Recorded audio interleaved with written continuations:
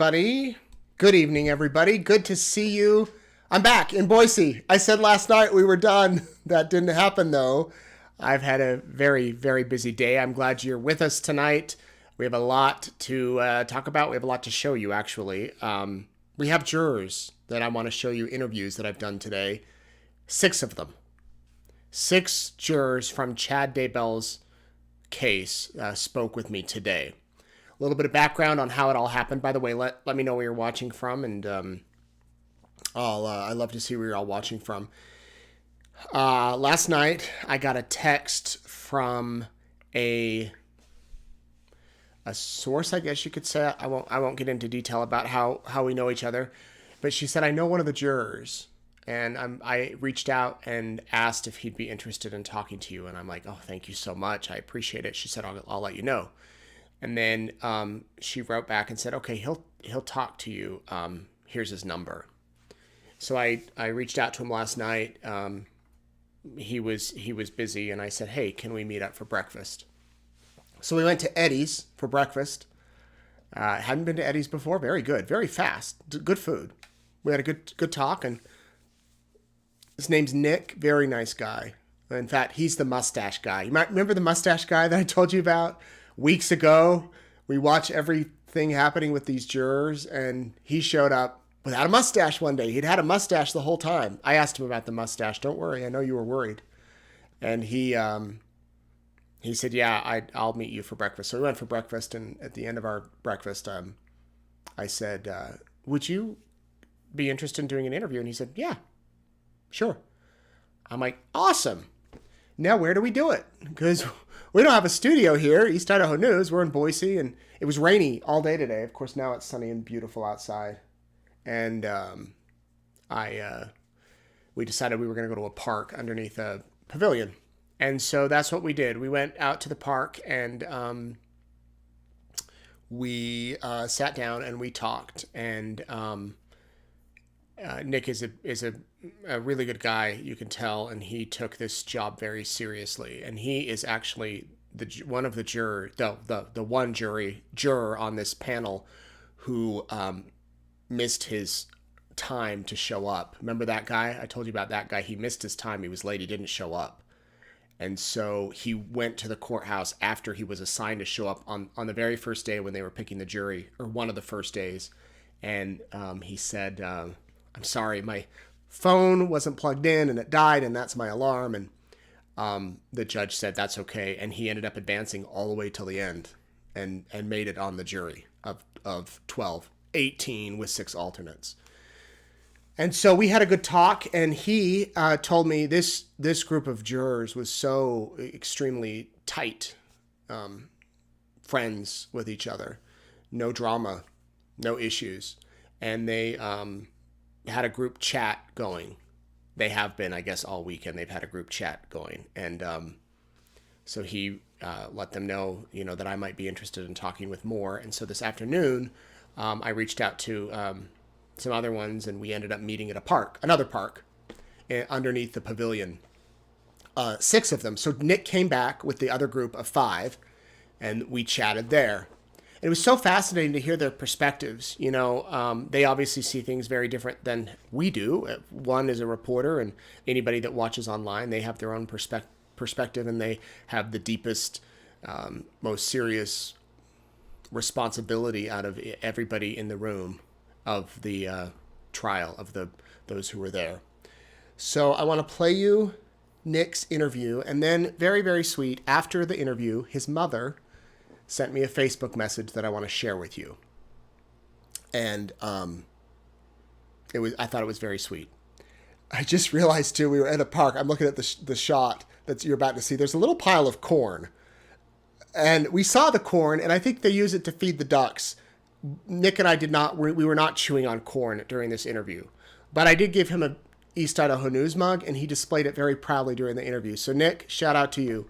Without further ado, I'm going to play the Nick interview, and then I'll play the other interview with the other jurors at the park. And I'd love to know your thoughts as you hear these. Here we go. Hey everybody, Nate Eaton here at a beautiful Boise park on a somewhat cloudy, rainy day, and I'm here with juror number 9 from Chad Daybell's case. Nick, how you feeling today? Today I'm feeling mixed emotions, really. I mean, we're done with the trial. It's over. I'm getting back into normal life this week, and yeah, mixed feelings. Okay, let's go back to the beginning. What I remember about you is that you actually missed the day you were supposed to show up for jury selection. I did. But you were noble enough to come back. It's not like a warrant was issued for your arrest. So your alarm didn't go off. What happened that day? Yeah, so I somehow forgot to plug in my phone, which I use for my alarm, and so it didn't go off. It didn't wake me up, and I woke up naturally at around 9 a.m. and we're supposed to be there at 9:30, and so I'm kind of panicking, trying to get ready, and also I called the jury commissioner to explain the situation, and they said, "All right, hold on a minute. We'll get Randy on the phone, the jury commissioner," and so they said just wait, and they called me back, and he kind of asked me what happened. I felt like I was, in trouble in school again, but they had me come down to the courthouse and wait a bit, see what the judge wanted to do. So I waited there. It turns out they started without me. They didn't want to wait any longer, which is totally understandable. Yeah. But you came in the next day. Yeah, they had me come in the next day. Yeah. And I just went in with that small group. What's interesting to me about that whole story is that you ended up making the jury. Yeah. And out of all of the people that were questioned, you made it. You advanced. Yeah. I thought that they might excuse me for that, but obviously they didn't. They kept me. What did you know about this case before jury selection? Really, nothing. I mean, I vaguely remember something happening in East Idaho, but that's it. I'd never heard the names to my memory. Nothing.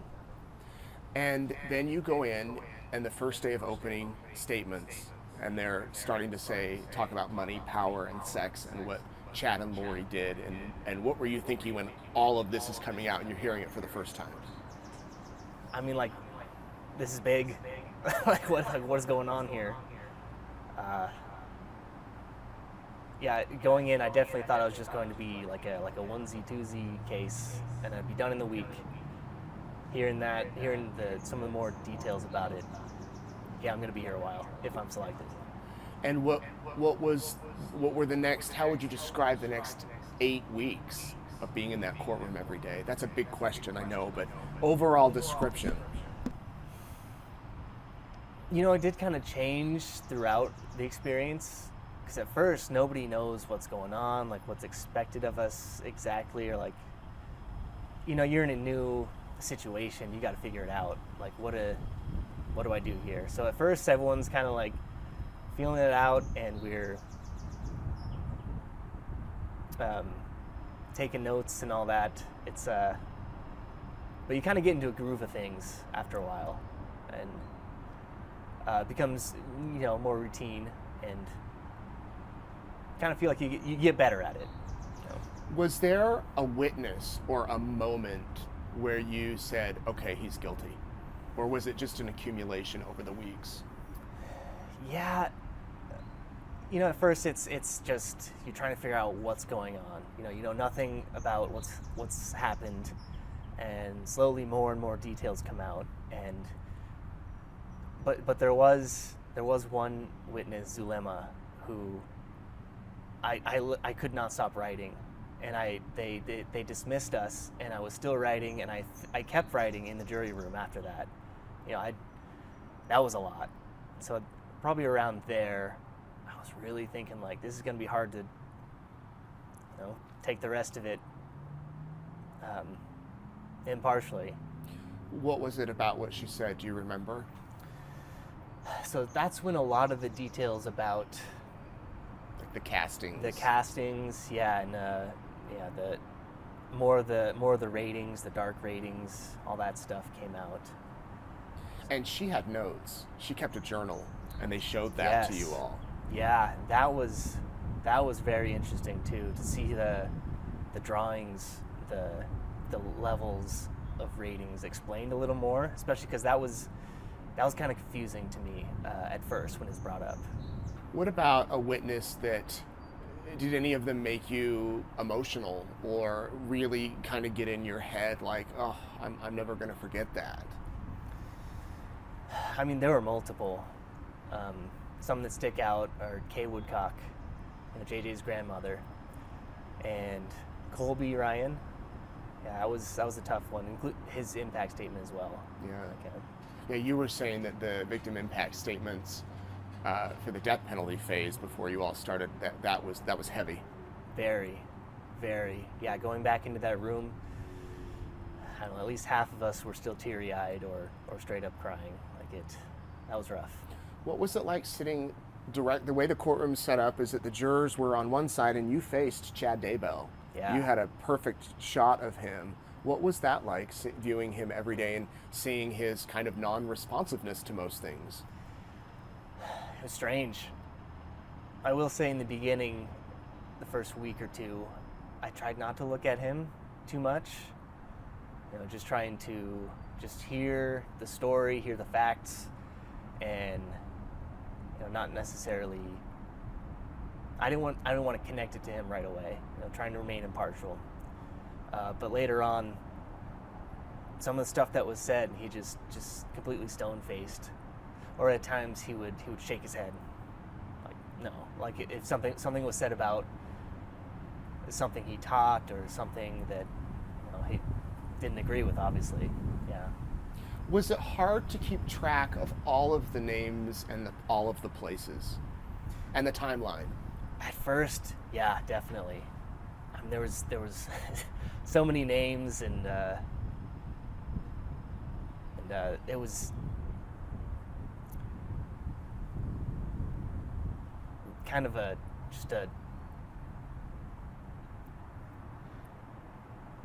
it was everywhere. The story was everywhere.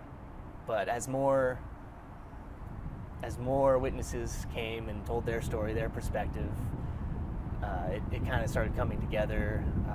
We took notes on the names, so that was something.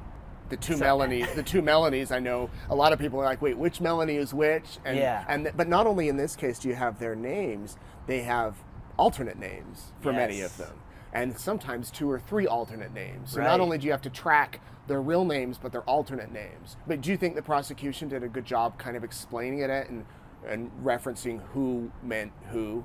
Yes, definitely. They always came back and referred to them and asked the witnesses, like, so just to be clear, Chad was known as James and all that stuff. And, also all the demon names were, there's a lot of those too, attached to people. So that was confusing at first as well. But again, they kind of kept asking about it, and so it was easier to understand as it went. I've been told that if you took this script to Hollywood for this story, they would say you need to tone it down. This is not believable. Like, it's too far out there. What were your thoughts when all of the religious stuff started to come into play, and the dark and the light and the zombies and the spirits and the names? The religious stuff, yeah. Well, at first, so I was raised Mormon, and so I'm pretty familiar with their typical beliefs. And so when I started hearing about the other stuff that Chad was saying, teaching, talking about, it's like, well, that's not right. You knew it wasn't familiar to you, right? Yeah. Do you think there were any members of the jury that thought that might be the mainstream Mormon belief, or if you live in Idaho long enough, do you realize that that's not what they teach? That's not what's being held at church. Maybe some of the minor stuff. I mean, I don't think anybody believed that Mormons are all out there rating people dark and all that stuff. Talking with the other jurors, a lot of them are familiar with Mormons, and they have friends who are LDS, and so the minor stuff, the details of the actual beliefs. Yeah. Yeah. What about the defense? Did that change your mind? Did that do anything different? Were you waiting for more from the defense? You know, I definitely was waiting for more. At certain points, there were points that brought up that I thought, yeah, that's true, technically. Like, that could have happened that way. But at other points, it seemed like he was just trying to confuse us or get us off track. And I think most of us saw through that. Let's talk about the day that Chad's kids testified. What were your thoughts about that? That was really interesting. I mean, I was anticipating that day for a while, and as well as, the gallery was full. Like, everybody wanted to hear from them, what they had to say. And it felt weird. Like, I don't know how much of their stories I believe. Well, obviously with the verdict, like, we didn't believe them fully. It was, it felt robotic with Emma, and Mr. Pryor made sure to say that he never coached her, but it sounded coached by somebody to me. I don't know. Maybe her dad? Maybe, yeah. Yeah, they were talking every day. Did any of the defense witnesses make any difference? Make you think, that's a good point? Yeah, at first. Definitely on his direct examination, because he has his own questions that he's going to ask. Though also at points they had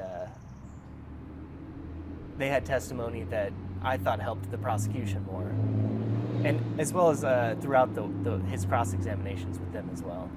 But yeah, once the prosecution did their cross-examination with his expert witnesses, it kind of cleared things up. Like, they didn't have all the information. They didn't know everything.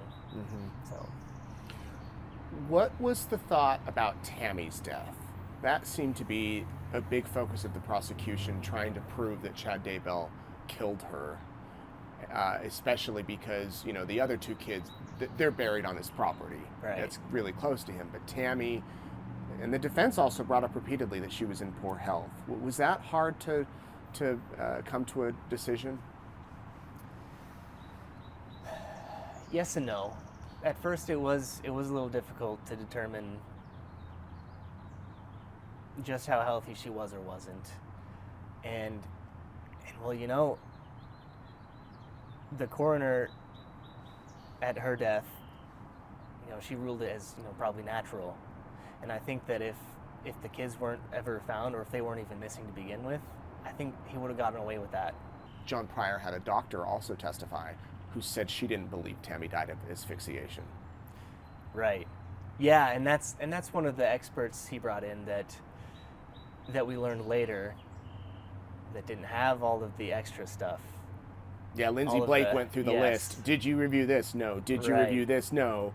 And Pryor objected, and the judge sustained it until Lindsay Blake said, Your Honor, the medical examiner in Utah reviewed all of these things. Yeah. And then he let her continue. She's an amazing prosecutor. Yeah, it was really cool to hear her work. Once you had the case and you went back into the jury room, you guys received it on Wednesday afternoon, and you were also sequestered. So let me back up a minute. What did you know about sequestration? Like, what were you told? Bring a suitcase? Yeah. So they had us prepare for a week's worth, and honestly, I was prepared mentally to be there for 1 to 2 weeks, maybe longer. I had no idea where everybody else was at. This is my first time on jury duty, so I didn't know what to expect at all, really, personally. But they had us, they took our cell phones that day, and they said we're not going to be able to hang out in each other's rooms after hanging out every day for 7 weeks. So you're all taken to a hotel. Yeah. You're on one floor, just the jurors on the floor? It was mostly just the jurors. We did find out there were some of the public on our floor, but we never saw them. They're on the other end of the building. And right. And there's the bailiffs and deputies that are on the floor, like in the hallway? Yes. Yeah, so some of them stayed at the hotel with us, slept there, and others would just show up there to do their duty. So you're in your room. You can't have the TV, right? Right. So no television, but we did have a DVD player, so we could watch approved movies and series. The judge had to approve everything. Everything. Even books. Even books. Any music that we wanted, like all entertainment had to go through him. Do you know, was anything denied? Yes. Yes. I'm not sure specifically, but I know that anything that had to do with court or like any true crime type of shows like that those weren't allowed. Wow. So you give a list to the judge of what you want. You can't have TV, you don't have your phone. You can't go into excuse me. You can't go into the other jurors' rooms. Yeah. What do you do? Like, what do you do, Lane? Go to sleep all day? I mean, what did you do? I mean, luckily we were busy for the better part of the day. So at the courthouse. At the courthouse. Yeah. So we didn't have a whole lot of time to suffer in silence or or anything like that. But I ended up reading a little bit. I started a crossword puzzle, some Sudoku. But then, I mean, you're tired from the day, so you just try to get some sleep and be refreshed for the next day. You told me earlier you ironed your clothes. I did. Gotta look nice. You couldn't deliberate at the hotel, right? Right. Yeah. No. You had to be in the jury room. Absolutely. Yeah. So that's Wednesday. When you left the courthouse Wednesday, did you all have your minds made up for the guilt phase? I think we did. I certainly did. Especially because we all agreed on the points, but we did make sure to talk them through one by one, and we did review the evidence if we weren't certain on dates and time periods, stuff like that. But we were all pretty much decided. And then Thursday you came back and really started to deliberate. Yeah. And what was that like once you reached this decision, guilty on all counts? Was it like everybody raise your hand? Because we were all sort of in agreement already, we went around the room on each count, and we went like, "Do you agree? Yes. You? Yes. Yes. Yes." All throughout, each one of us. Were there ever some no's? On the guilt part, nothing. Nothing. Wow. We were convinced. So there wasn't really much heated argument. No. It was all yes. No. Yeah, there was discussion about different parts of it, but yeah. So then you tell the bailiff we're ready? Yeah. So we knock on the door, they unlock it and open it, and our foreperson said, "We have a verdict." And I remember his face. He just kind of like blankly looked at us and said, "Oh, okay, here we go." Like, I'll give it to the judge. And I'll tell you, I was in the courtroom, and that same bailiff maybe or another one poked his head out the door, and he called to another bailiff, and he's like, "Hey, come here now." And I was sitting next to a producer, and we looked at each other like, and then the judge's clerk left, and they shut the door. And then a couple of minutes later, Kay Woodcock was in the courtroom, and because the victims get notified first, she yelled, "We have a verdict." And then there was just this buzz and it was going to be announced in, I don't remember, 20 or 30 minutes. So what was it like walking in the courtroom? I mean, what were you thinking when they're about to read this verdict? You know something that only 12 people know until the judge has shown it. Yeah, that was intense. Walking in, throughout the trial, you could feel the eyes on you from the gallery, but at that moment, it felt like nobody wasn't looking at you. Like, it was intense, and my heart rate started going. Like, we all sat down, and again, like you said, we all knew. Nobody else knew, and it takes a while for it to actually be said. So there was, I guess, even a little bit of anxiety leading up to that, just waiting for it, and to watch for reactions. Did you watch Chad during that moment? I did. Yeah, he remained the same as he did the whole trial, just Nothing. No reaction. Very neutral. So the verdict's announced, guilty. Mm-hmm. Now we have to go into the sentencing phase, and you all have to determine if Chad Daybell is going to get life in prison or the death penalty. But that didn't start until the next day with the witnesses. Right. So you all go back to the hotel, and what was the mood like amongst you, and even for you, knowing that, okay, the big decision's coming now? Yeah. So actually, that day, since we were between deliberation phases, the judge did allow us to reconnect with the alternates that we've been separated from this whole time. And we got to go to a park, and we had dinner at the park, and we just got some fresh air, took a walk. With the bailiffs? Yeah, with the bailiffs, yeah. So that was really cool to be able to do, kind of a break. And then after that, we got to go to the pool at the hotel. I went to the gym, and then we all watched half of a movie because we had a bedtime. We had to be back in our rooms at 10 o'clock. Oh, you did? Yeah. Did you have a awake time? Yeah. So we got a knock on our door at 6 a.m. To get ready to go, an hour and a half. So we left at 7:30. And breakfast was brought to your room? No. So the original plan was we're going to be able to cook in our rooms, have our own breakfast if we wanted. But that was changed, and we ended up going to the courthouse and eating there. Oh, okay. And lunches and dinners too at the courthouse? Yep. Yeah. Yep. So lunch is definitely, the dinner we could have eaten wherever, at the hotel or the courthouse, but since we decided to stay and deliberate, we had dinner there. At the courthouse? At the courthouse. So then the witness phase starts, and you mentioned that earlier that was probably the most emotional part of the trial? Yeah, for me, definitely. I was not prepared for that at all. I mean, I knew it was coming, but I didn't really think about it, and just the emotion filled the room. I teared up. I know a lot of the other jurors did too, and it was a lot. It was tough.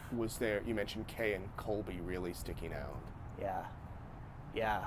Especially Colby's statement, I'm motherless, I'm fatherless, sisterless and brotherless. Ooh. Yeah. Hurts. And And then you go back to deliberate again. Yeah. And this one was more challenging than the guilt. Definitely. It's the big one. Personally, I had trouble starting it. You said you wanted to maybe take a break, maybe start the next day.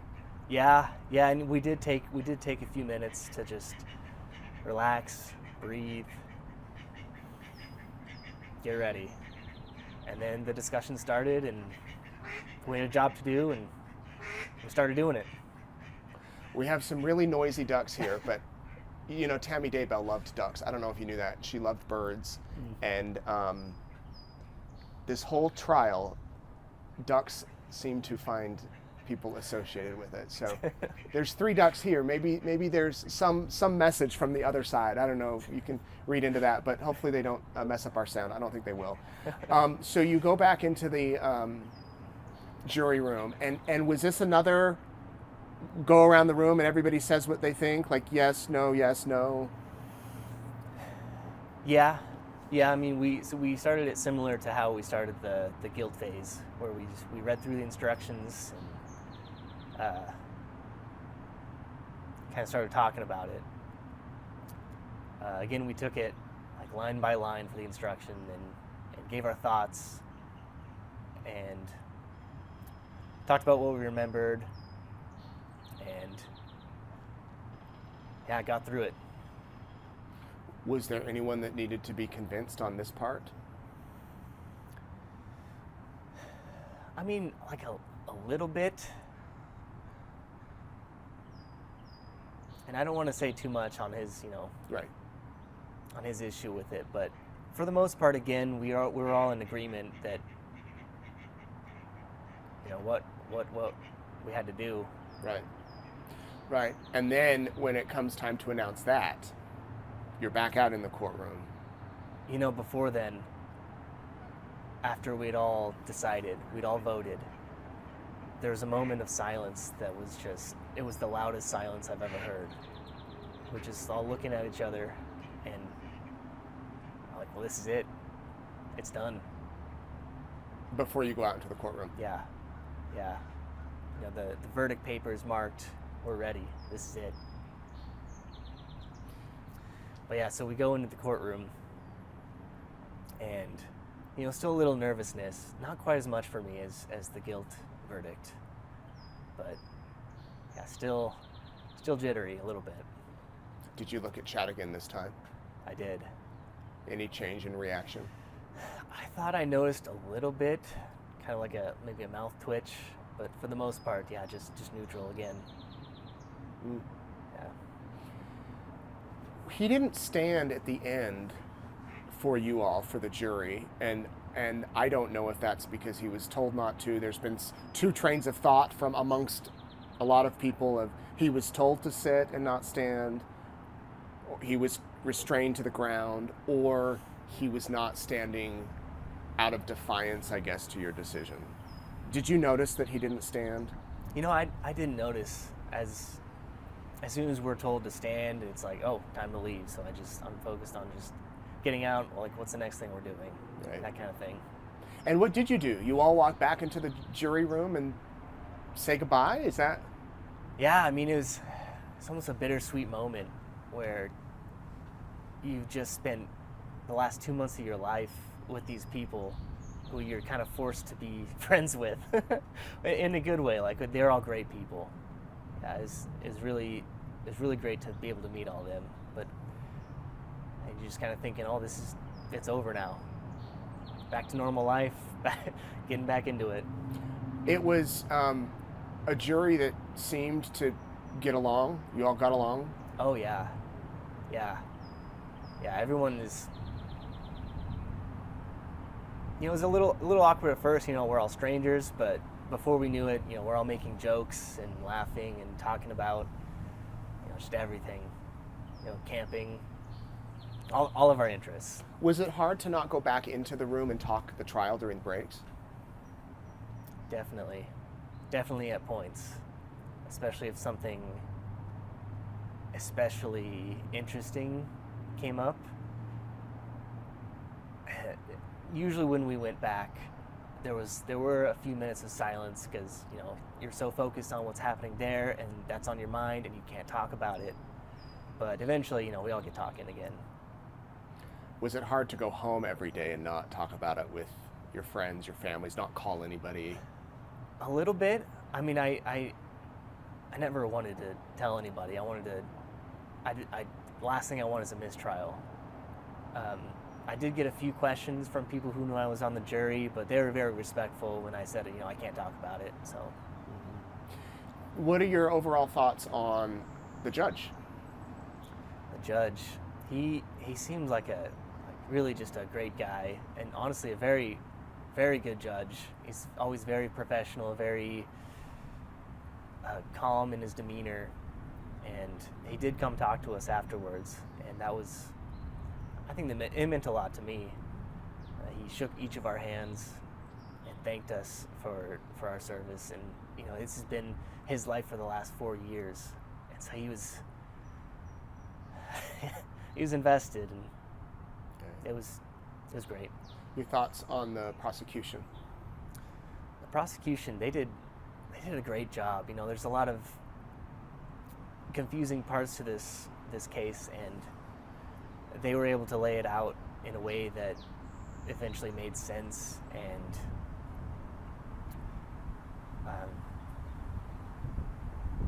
they did great, you know. What about the defense? The defense had a hard job. I mean, he did what he could with what he had, I thought.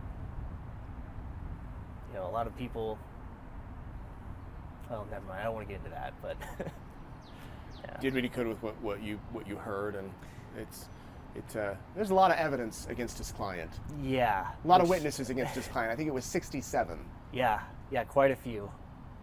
But I think he did a good job. Your overall thoughts on the bailiffs, the security, the people that, you know, you had to work with every day, behind the scenes and in the courtroom? The bailiffs were amazing. You know, they even as far back as jury selection, they were cracking jokes, trying to get us more comfortable, because it is a very strange, like, uncomfortable situation. You're in the room with a bunch of strangers, and you don't know what's going on. You're just like, well, what am I doing? Like, what? And you're just waiting a lot of time too. They don't tell you exactly when you're going to go in, because honestly, they don't know either. It's a long process, but they are helping us out throughout that, and they kind of set the tone for what would be the rest of our time together. Kind of relaxed and having a good time, making the best of our situation while we were outside of court. And they were very serious, very professional inside court. Could you, during the breaks, get on your phones?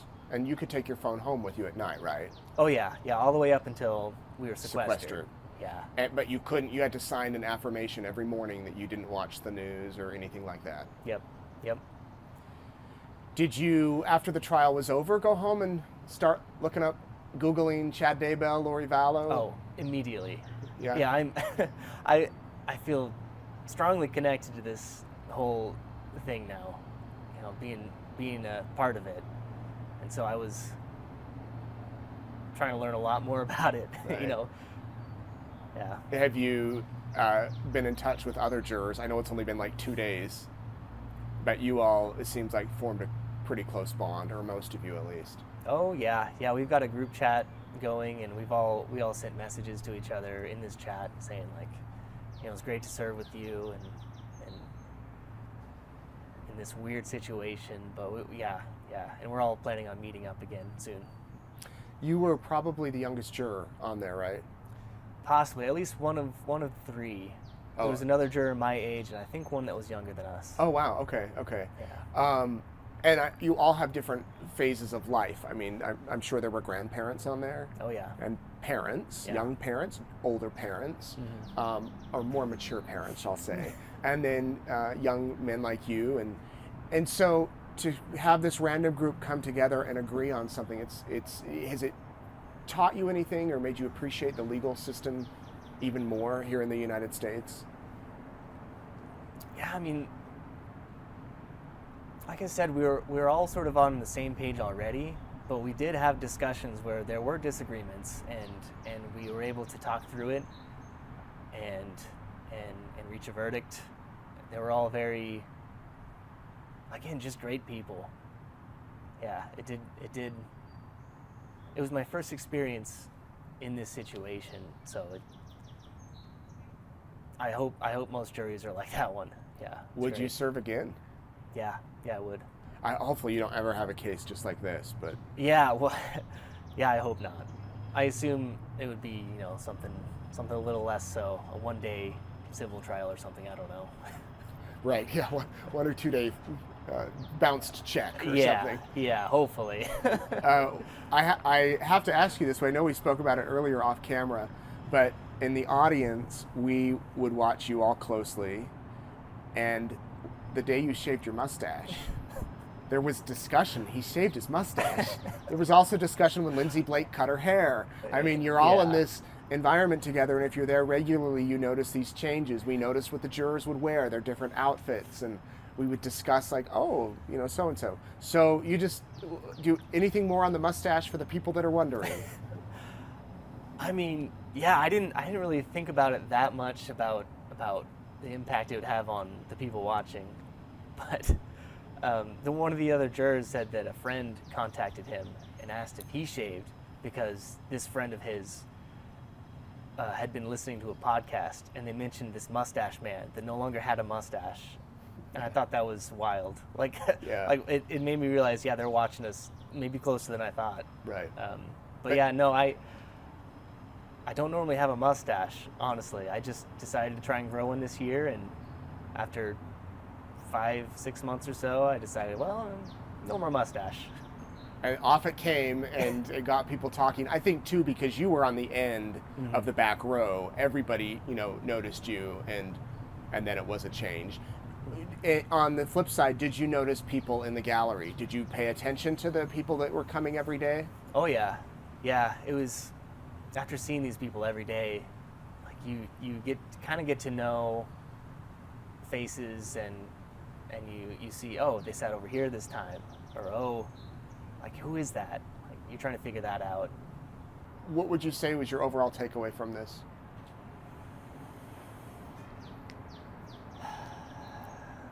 You know, it's a very important part of our system, and it can take a long time, as we found. But it is important to get everything straight on the record, and it takes everyone to do their best to try and figure out the truth and reach justice if that's the case. What was it like the day that they showed the autopsy photos? A couple of days they showed them. It wasn't just one day. Yeah, it was rough. It was rough. I will say I was able to kind of be in fact-seeking mode, so kind of put my emotion to the side and just try to figure out what's happened. But I can't say that it didn't affect me. Like, it was rough. Yeah. Do they offer counseling services for jurors? Yeah. I think, I don't remember. They gave us a packet with information. They'll provide counseling if we seek it. Yeah. Anything that you want to add?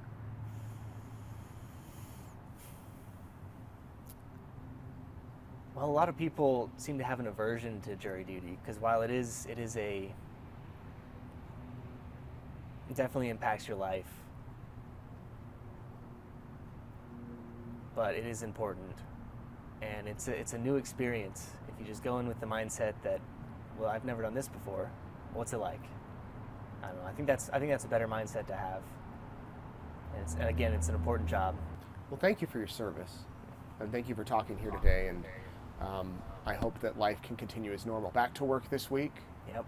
Back to normal life and watching whatever you want to watch. That's right. All right. Thanks so much, Nick. Big thanks to Nick for chatting with me today. Then Nick got together and came to a second interview. He was kind enough to get together with 5 other jurors who were willing to talk, and we had a fascinating conversation. We went to another park because it was still raining, one that was closer to where they were, and we all sat down under a pavilion, and I put a microphone in the middle of the table, and I said, all right, let's talk. And three men, 3 women, one was an alternate on the jury, but even though she was an alternate, she was still sequestered. So how it was is they were in a hotel, and funny enough, they were in the hotel, one of the hotels I stayed in for several weeks. From what I understand, the entire second floor, or most of the second floor, was booked solid through the trial. And even though that the rooms weren't being used, in case there was anything, in case the jury had to be sequestered, these rooms were ready. And all of the main jurors were on a slew of 12 rooms, and then around the corner were the alternates. And as he talked about there, and these ladies and men will talk about, they had to stay in their rooms. There was no remote for the television. There was nothing. And there were guards out there. They'll talk about it. I don't want to give it away. But the alternates were even sequestered in case there was an issue. So they basically stayed the entire time, but didn't get to deliberate. But this alternate who was here in our group, she agreed with the death penalty as well. She didn't go against it. So here is that conversation. And again, thank you so much to Nick for sitting down and chatting with me and for being so open and, honest. I know there's a lot of things that I could have gone into specifics about what about this part of the case, or what about this part of the case, or that part. And there's just so much to try to get down to it. But at the end of the day, I talked about and touched on him what I thought was interesting and important. But here is the interview with the rest of the jurors. Not the rest of them, the other 5. Why don't we just go around and we'll start here with your names. Lori. Tracy. Dana. Roy. Steve. Nick. All right. So, and your juror numbers. 18. 11. 12. 5. 10. 9. The number you'll never forget, I'm sure. Nope. There were many more. Yeah. Yeah. Oh, wow. Look at that. So let's start with your overall thoughts today. Lori, you just want to start? We'll go around the circle. Just trying to soak it in. It's kind of surreal. I don't even know how to describe it. It's insane that we just went through this. 2.5 months of our lives of just every day learning more and more and seeing more and more things. I think you forget about the whole picture until you get a chance to look back and go, you can't write this stuff. I mean, you really can't. And I think I lost track of it when you're in the middle of it, of how big and how crazy this whole thing was and how many people it affected. I feel a lot the same way, as the impact that it's had on so many people, and now there's 18 more of us that we didn't ask to do it. It was our civil duty. We did it, and now it will forever affect each and every one of us for the rest of our life. We have to live with that decision. And our families. And our families. And I think that's a huge impact on every single one of us.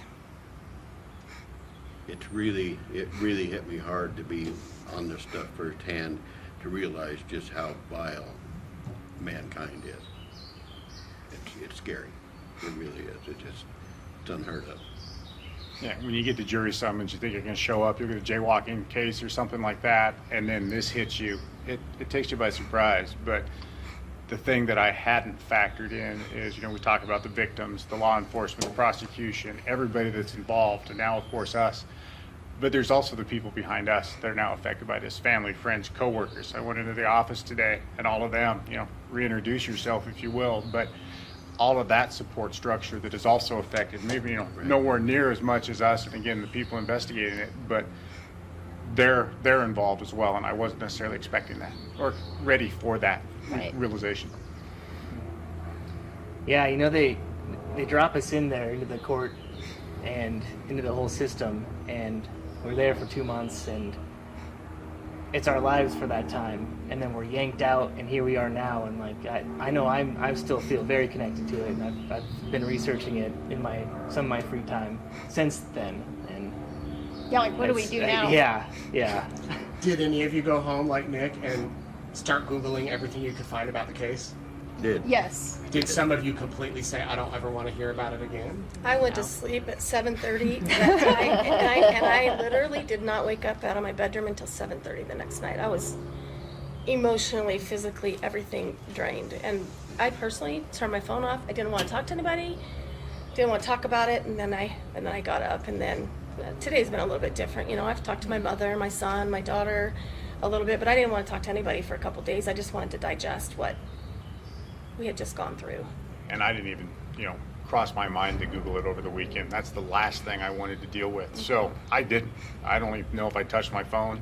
TV hadn't been on. It just wasn't even a concern of mine to, learn more, because probably have learned more than I ever really wanted to. But that time will come. I'm not there yet, though. Yeah. And there's so much more you didn't hear. I can only imagine. I can only there's imagine so what much made the that, cut. as an observer and a reporter, I'm thinking, why didn't they bring this in or that in or this in? But obviously there was enough to get a conviction. Was There there? was enough. Yeah. Yeah. Was there a moment where you said guilty or a witness? One of the texts when it said, it's time, I have a plan for the children to go, or to get rid of the children, however it was worded.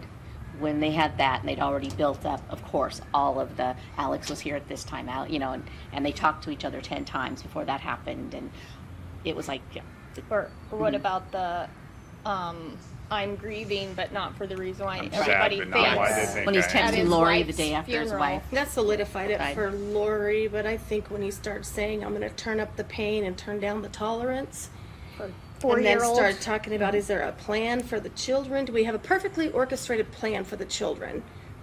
Right there. That did it. Eliminate the celestial obstacles. Yeah. How about you, gentlemen? One of the things that was telling, and still is to me, is how all of Lori's family were dark, and all of Chad's, outside of Tammy, were light. That's when I kind of went, you know what, this is the mastermind behind this, at least in my opinion. He's eliminating things that aren't close to him, that are getting in the way of what he wants, and that was one of the turning points for me. Yeah, none I of his agree. children. He had his children where he needed them. They were going to back him 100%. And the one statement where he said, you will be unencumbered? Is that the word he used? Yeah. Unencumbered? right. Basically free of everything that could be an obstacle to us. Yep. I just can't fathom in my mind, though, I still can't get it, is how can two people, three with Alex if he were still alive, go through all this, do all this, bury them on your own property, and feel like you'll never get caught? That's what I understand. And that they never did anything wrong. No. Like there's no remorse. That's there. what you call an ego, though, to think that you can bury these children on your property and will never get caught. Narcissist. Yeah, narcissist from the beginning. But they didn't believe that what they were doing was wrong because they believed in one of their past worlds, their past lives, that they had repented and were forgiven for anything forever and ever and all their future lives. Like it was a gimme, like, doesn't matter. Doesn't matter. Lori would say, doesn't count for me. Doesn't count for me, which Chad told her it didn't. Did you all get curious about Lori's sentence? Because you really, or did you know that she was serving life in No, prison? that's what I looked up. No. Like I didn't, and I didn't know it was the same judge. So, Same judge, so same watching courtroom. him give No. the sentence for Lori's on Sunday when I watched that, some of the things he said to us right after the trial was over, I mean, it made it mean so much more. Yeah. I hadn't watched it yet, but, and I still seen haven't that watched either, it, but I'll have to go back and watch that, but. And the fact Yeah. that he didn't say anything, that he had the chance to say something, even to defend himself, to have some sort of remorse, to, even if it was to say, I didn't do this, that really is like, well, that's the final straw. I mean, there's nothing. No There's allocution, no mitigating no factors. mitigating factors. You know, he wouldn't even try to defend himself. It makes me wonder if he almost wanted. He said in the The back death of penalty. the cruiser, I'm not coming back. I'm not coming and that back. one of those that, you Yeah. know, it's like, why would he say that if he didn't think he did this? So that was always in the back of my mind as well. And why would somebody, him, his attorney, whatever, not give us enough mitigating factors to state that he should get life in prison and not the death penalty? Right? Or his closing arguments were they were after Chad, he was a victim. Lori and Alex were after life insurance money from Chad, except for the 9th of October and the 19th of October in the two instances when there was threat on Tammy's life and then took her life.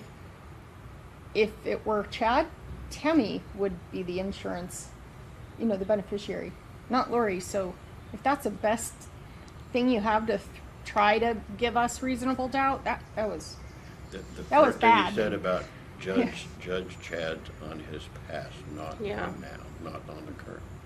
But he didn't give He any didn't, mitig- he No. did Give this in us the any- current, not in the past. Right. Did anything from the defense stick or make you think, that's a good point? Ironically, for me, the one thing from all the defense witnesses that factored into my, opinion and decision was his forensic analyst, whatever you called him, who said that was the first time I at least heard that Tylee had, fractured skull and jawbone, and that didn't work in his favor. But that is really the only thing that I drew from them that contradicted anything else. I hadn't heard that before. I think they hurt his case worse. I think they heard his case. Yeah. Oh, yeah, his witnesses definitely heard The his witness, case. All of- even the one who questioned the asphyxiation. Oh, absolutely, because she didn't have all the, I mean, I have to didn't give have it to the- the prosecution, like, did you have this report? Did you have this report? Did you have this report? Nope, They did nope, their job. nope. They didn't have all the factors Yeah. that played into the case. Yeah, his ME said you take all this into consideration. Correct. And then when they were asked, did you look at any of this? No. So you didn't do exactly what you just said you need to do. What about the testimony of his children? Oh, my gosh, That was awful. awful. Every That was scripted. staged. It was Yeah. scripted, it was painful, and the rebuttal witnesses, the Halloween kid, he had no reason to lie, in my opinion, and Right. completely Exactly. refuted Garth. The recorded conversation from Officer, was it Hope? Whichever one went to go deliver the autopsy Oh, results. Mattingly. do you want? Mattingly, thank Do you you. want to? You want, Yeah. and everything she said contradicted what was on that tape. So it's just, they lost all credibility in my mind based on the rebuttal witnesses. Right. And we Yeah. did talk amongst us that, how sad for those kids to be that brainwashed that they actually believe that he had nothing to do with it, or is it the fact that they're scared of him? And you heard that he talks to his daughter every day. Well, he did, right? He did, I don't know. He did, you're We don't right. know if that's Right. going to be able to continue, but that was one of Yeah. the questions that we asked post on the drive back to get our stuff, but I don't know if we got an answer to it. He will have very limited contact with the outside world. Like no Almost personal no visitors. No in-person visitors, and he can have like a FaceTime call. We don't know how often, but basically it's 23 hours of solitary confinement. Right. Your thoughts about seeing those autopsy photos? Is that the hardest days? For me, hard, I mean, I but- broke down. It was, when I left the court, I literally broke down. It was difficult. It was, to me, how can somebody be that cruel to a child who they trust, that person is they trust more than anybody in the whole entire world. Their protector did Their that protector, to them. and, you know, he's awake, he's obviously scratching. They duct tape him so he can't move.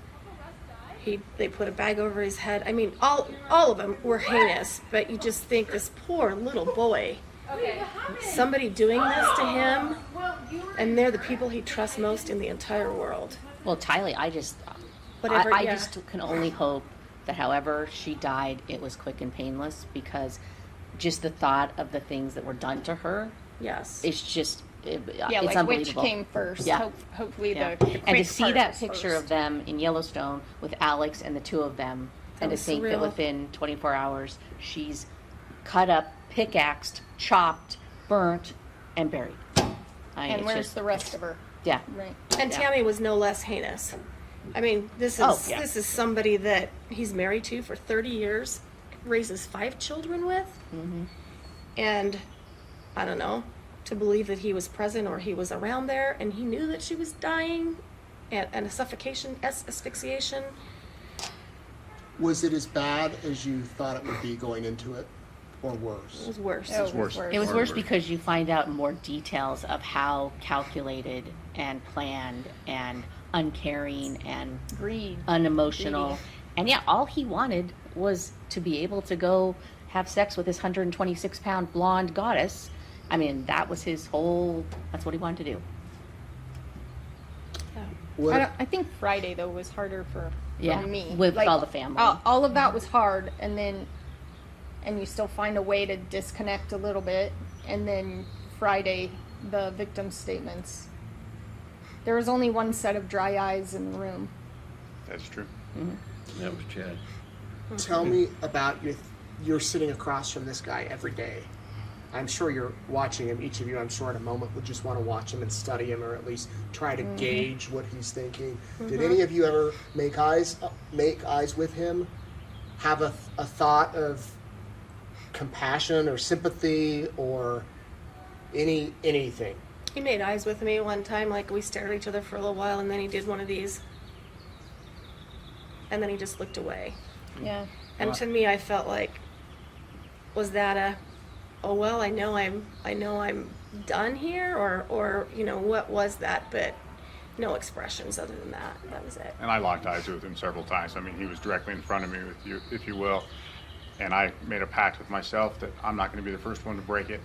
But during that whole time, you were just looking at a shell. Yeah. I never saw any emotions. No. It was Never. more like he was just, is this over yet? Right. Yeah, it's like, yeah.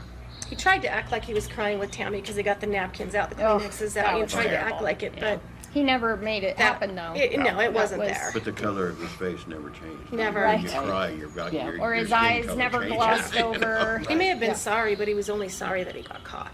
Right. And he couldn't fulfill his little fantasy island, you know, whatever he wanted to go Right. do and write his books and have his, as you said, his blonde goddess there. What was it like amongst your group?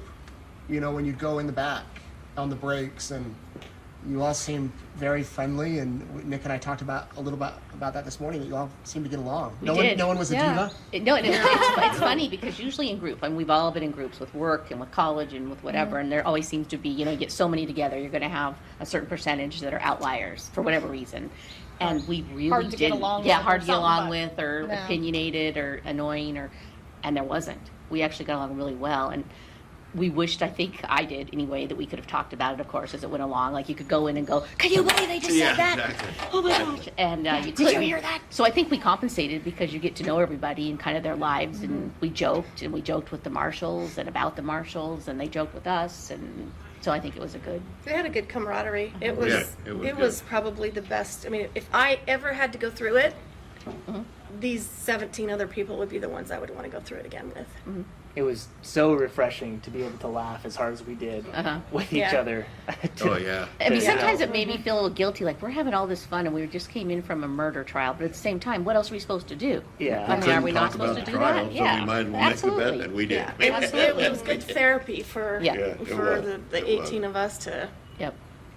how about the outside world? You guys would go home. Did any of you try to work? Oh, I had Yes. to. I Yeah, worked every night night. and And you were weekends. able to focus on it? I mean, is it kind of shut it off and focus? Kind of. It was kind There of were like that. days that, I went in and it's just like, I can't be here. And again, very supportive boss, very supportive company. But yeah, and there was days that I texted him, it's just like, it's not happening doing it. today. But for the most part, there were several of us that, we kept our day jobs, if you will, nights and weekends. And some were fortunate and didn't have to go in. But for the most part, we all of us kept doing our jobs as we were going through this. I thought that I'd be able to leave there at 3:30 and go to my job in the office for 2 or 3 hours. Come on, it's not that. Yeah. After the first day, I couldn't do it. It's like- I couldn't do it. I would wait and go in It's like later when on you that got night. home at 4 o'clock, 5 o'clock, whatever. You were so mentally exhausted. I mean, I didn't Oh, want to yeah. cook. I didn't want to talk to anybody. I didn't want to cook. I canceled many, many plans because I didn't want to go out and have to have conversations. And most of the time, it was just go to bed early and go to sleep. It's like That was jet it. lag times 10. If you sleep too much, it makes you tired. It was insane. We could work all week and not be as tired as it was one day. Oh, yeah. One day is equivalent to a week of exhaustion. Yeah, I was like, is this going to change? Are we going to feel, this is going to change. This is not the normal me. And I had, my son and my mother saying, it's just for a short time. So, your loved ones knew the trial, I'm sure. Oh, yeah. No, you A can't hide couple, it from a couple them, of them And did. were any of them following it? A couple times you watch the live feed, but then it became, because half the time, they don't show it when it's on. So you'd actually truly have to dedicate your entire day, You would have to to. see everything that was happening. So I think my mother watched it a little bit because she knew when we get out of court, she, oh, you're going home early today. And I was like, wow, I have spies. But I don't think she followed it like every Well, single day. Let's fast forward to the phase of deliberations for the verdict. Was that tough to reach the guilty?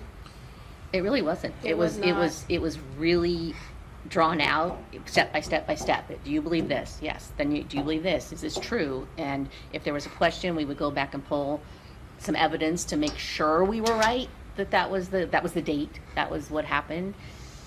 But we didn't. There wasn't another choice. If you answered all of those things correctly, based on the evidence, that it was guilty. It was very broke down, the instructions. It was broke down, it was step by step, and I was impressed that, we would go, what about this witness?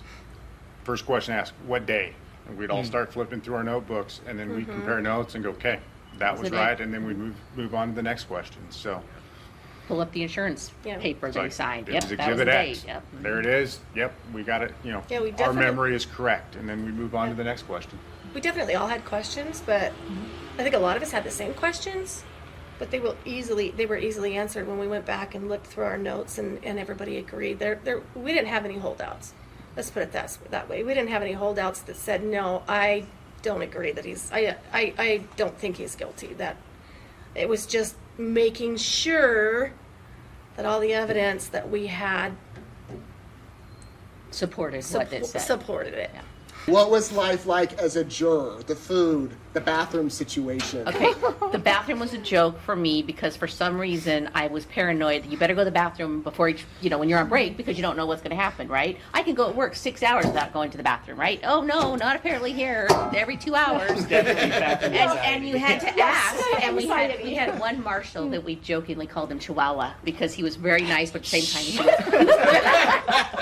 he knows it. We told him, and you would ask him, can we go to the bathroom now? Can we go to the bathroom? Just wait, and then he'd make fun of us that we were the worst jury ever as far as having to go to the bathroom. And, It was clear he was just making. oh yeah, that's Yeah. funny. But So I went back to work yeah. one Friday when we had it off, and they're like, "What are you so excited about today? Because you get to sit in your office." I said, "Because I can pee whenever I want." I know. How about the food and the snacks? I mean, were you? They were really. I mean, they were They really treated good us about well. trying. to We do were what we were wanted. well taken care of. We were treated with respect. Yep. Yep. The four And- bailiff guys were phenomenal. They were. great. Called them our And- handlers. They drove us Right. there every morning. We're in a van with them. Every night we're in a van with them. They're Because you there. meet off site and there's 2 vans, right? Correct. I don't think, I know, for me in the beginning, I felt like it was a little overboard to have all this protection. And come on, we're adults. I got this. We don't really need all this protection. But at the very end, it was needed, but we didn't know it was needed. but not for the same reasons. It was like a security blanket. We never had to question whether somebody would get to us, or it was just never a thought. So it was like an emotional piece we didn't have to go through. They made sure at every turn our security, our well-being was first. So the marshals and the sheriff's deputies were amazing. Then you get sequestered. And what was that like? It's just surreal when you think no phone, no TV, no music, nothing. No radio. Basically sit in your room in silence. And the first night we had to be in our rooms. They wouldn't let us out in the hallway. So you just went to your room, and I ironed. That's all. Right. I don't You have any- can iron, you put away your clothes. Yeah. I You had can to move move my in. tech chair. I didn't figure the TV out yet. The volume, you turn it up on the remote to 15, and you got a can't. remote? And you can't hardly That hear was- it. that was the So I had to move DVD my player. chair right up to the TV so I could hear the damn TV. So did they remove the TVs? They removed the the cords. remote so you couldn't have internet. So we had a And the DVD cords. player, Yeah, and the so we could cords. only watch DVDs you that they gave couldn't us. you couldn't turn the volume up and down with manually or change It the was channels or crazy. anything. Yeah. And the DVDs had to be approved. Yes. Yes. Pre-approved. And books. Yeah. Had And to be games. approved. We couldn't And do you hang- can't call anybody. Oh, Oh absolutely no. No phones, We got no a TV, 10-minute no call radio. every day that had to be on speakerphone, and the bailiff had to be there to listen to the call. Had to be there listening. The thing I wasn't prepared for is, again, the 6 marshals had been sworn in, 3 days, 3 nights, if you will.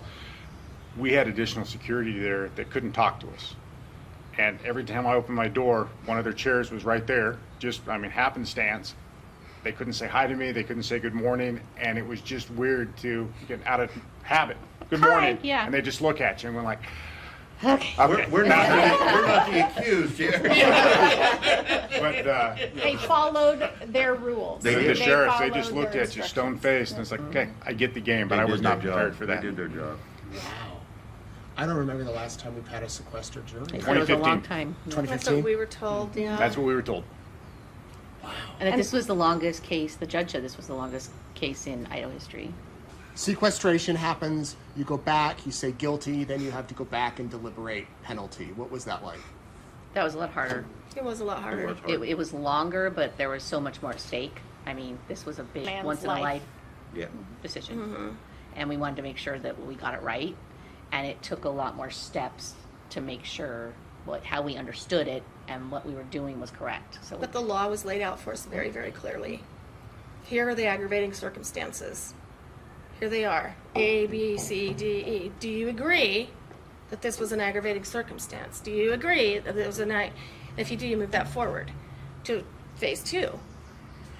And when we had some deep conversation about several of those, but for the most part, I mean, in the end, we all agreed. It was every aggravating circumstance was moved forward. and there was no mitigating circumstances that Pryor had brought up or Chad himself that would given us a reason to say, even though there's this aggravated mitigating circumstance, it's okay because there's all this good stuff, that Yeah. he did, or there was reasons, and no one gave us that. Well, so even Nick- therefore, Yeah, Nick even brought up that he's like, you wanted to talk about the mitigating circumstances, and he was adamant about it. And the one thing that we all agreed on, the mitigating circumstance, was he did have 50 years of an exemplary life.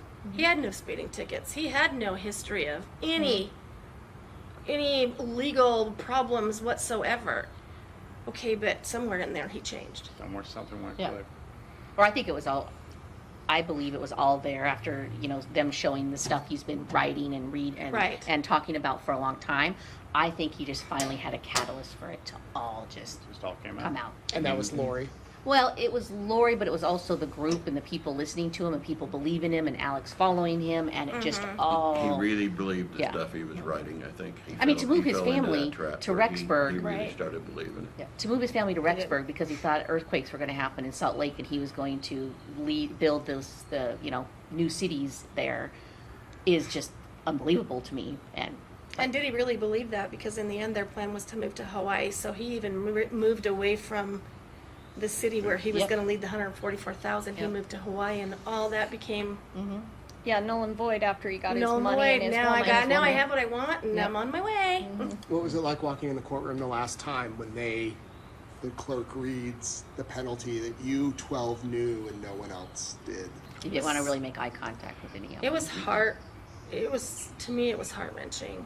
And I couldn't not cry. I'm like, I watched him again through that whole thing and no emotion.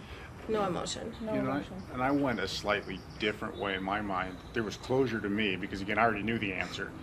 There was some emotion, you know, and I made the mistake and locked eyes with the grandpa, and well, that was a thinking, okay, gotta hold this back.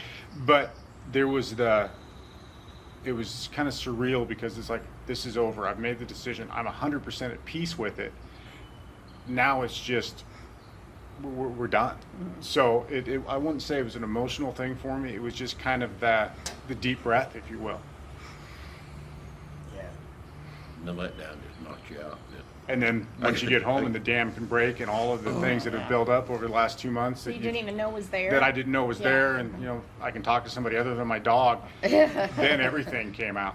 I got home and the wife goes, I'll have dinner ready in about a half hour or so. And I said, okay, let me sit for a minute. And 10:30, she wakes me up and says, you probably better go to bed. And I said, where's dinner? Go to bed. Bam. Right? You know, one of the sad things, though, that came into my mind is we've lost 4 people already. Even though Charles didn't come into this, he was part of it. We've lost 4 lives. This doesn't end here. There's going to be another life lost. We sentenced somebody to death. The death has not ended in this case. For this family, it's not over. For those kids, it's not over. Well, It may it's- be over for us, but it's not totally over for them. And I think it's awful that whatever's Chad has put in his children's minds, that they will not even go to their grandmother's funeral They're and not going to talk to support them their mom. after being raised with these people is just unbelievable to me. That's just a whole nother awful result of what Chad Daybell has done. Would any of you want to talk to Chad? I've thought about it, and I've thought it might be interesting just to see if there could be or would be an emotion outside of the big spectacle, right? We got a big spectacle here, and Right. he's the main focus, right? Would there really be any remorse, Right. any emotions? You know, I have a hard time believing that there would be, but it'd He's be not interesting. going to give us what we You need. wouldn't give Oh, absolutely I not. was No, he's- disappointed he didn't talk. I was Me too. But no, I would not want to sit down and talk with him because, you know, to her point, I don't think you wouldn't get the closure that you wanted. You would get, you know, preached to, if you will. And I have no desire for that. But I really wished he would have talked on his own, just so I could Yeah. hear what he had to At say the and what he end. thought. Just something. Have Yeah, some what are his remorse for yeah, what what are his happened. thoughts about Even if he all this? justified it. I mean, you know what I mean? Even if he had reasons, but something. Do you think if he had come on and apologized and said, I was caught up in this affair and showed something that maybe he would have gotten life in prison? Maybe No. that with not just that alone. No, Right. if Pryor had actually shown some sort of evidence, like he said there was 300,000 other texts. You know, well, show us one that supports your side of it. You know, if there had been something like that, in addition to Chad saying this, there could have been mitigating circumstances then that wouldn't justify been. that said the death penalty wasn't justified, but. And there was nothing that Nothing. came up out of either of them or out of him that said, you know, I'm no longer going to do the Church of the Firstborn. You know, all this. I've actually found the way, the light, the true God, the true Christianity. You know, I'm at begging for forgiveness. I'm going to change my life around. You know, that would have given me a little other feelings of, but there was nothing. That no remorse. There was no remorse. I'm annoyed that this isn't over yet. Right. And you know, whether he still believes it or not, That's that the was look one he of had our on it. that was one of Yeah. our questions. Is he a danger going forward? We all believe and said yes. There are other children There are other- that he was raiding. Yes. And Melanie. Melanie. Is he going to go right back out there and start this whole thing up all over Well, again? eventually the money would have run out. And then he would Exactly. have had a life insurance policy. Right. Yeah. But he would have found his next Alex, I believe. And his next Somebody Lori. who he could manipulate to be his, you know, his muscle, if you will, his warrior. He would have found him at some point, or her, and this would have continued. Because they he thought- liked feeling like he was God. Yeah, He was in charge. control. He had all the answers. Everybody came to him. Well, that was right. Part of the plan was that Melanie Boudreau, them getting Brandon's life insurance and then her children's Social Security payments, and then that didn't work. So yeah, there would have been another family. It may have been a It's year, just next maybe time 2 he better years. make sure the person that is the protector gladiator knows how to shoot a gun better, Yeah. has better aim, and you don't bury the children on your property. In I mean, shallow graves, in Well, The he had worst to- shot. He had to be in agreement with all of that, especially burying him on his property. What in the world? Anything that you guys want to add? the judge and the prosecutors were great. All Absolutely. of the marshals and the staff were amazing. Everybody was They did a amazing. really good job. I hope that it brings some form of peace to all the victims in the case. Yeah. That's for sure. You can't ever bring them back, but at least you No. can have some. They can have some Some closure. closure and to know that justice was served as far as it could be. Right. Thank you for serving. There you go. A big, big, big thank you to Nick, Lori, Roy, Steve, Tracy, and Dana for chatting with me, for trusting me to share their story, for being so candid. We could have gone another hour. We had to get going because can't you just tell that they're pretty cool people? Like, actually, after we stopped rolling, we probably stayed another 20 minutes talking about stuff, about, questions they had about stuff that has happened not outside of court, questions I had for them. Shoot, I'm just trying to think of an example that maybe I could share with you just quickly that wasn't, too confidential or whatnot, but really good people. And those were 6 of the 12, well, 6 of the 18, I guess. And I want to let you know that right when I'm done here, I am going to another juror's home who reached out to me this afternoon and wanted to speak. And this is juror number 14. So tomorrow night, Courtroom Insider with him. Assuming he'll go on camera. He may just want to talk, but there you go. I did want to share a message I received this afternoon from Nick's mother. She said, I'm juror number 9's mother. Firstly, he did not break the rules. He did not tell me he was a juror on this case. I figured it out on my own. I did not tell anyone until it was over. I can tell you that I prayed for him many times a day. Many is in all caps. I worried for him and felt awful that he had to be subjected to such evil all day, every day, and for so long. And I am proud of him for doing his duty. I am blessed that he is such a fine young man. Just wanted to share another perspective of how these things affect jurors and their families. Thank you for taking the time to talk to him and letting him share his experience. And that's Julie Vogel. Julie, thank you very much for messaging me that and sharing that with me. There we go. Thank you for tuning in. What are your thoughts? Such great jurors here and such great jurors in the Ballo case as well. 2 horrible cases. And you heard there that the longest, I have not been able to confirm that, but they said that they were told this was the longest trial in Idaho history. Capital punishment trial, longest death penalty case in Idaho history. So I'm going to head out. I'm going to interview this other juror, and confirmed today, I do have interviews set with Rob Wood and Ray Hermosillo. I will have those for you later this week. I do have to get back to Idaho Falls to do those. And I'm working on securing an interview, hopefully with Lindsay Blake and with others involved in the case. Who else? There's a long list of people that I've reached out to over the past few days.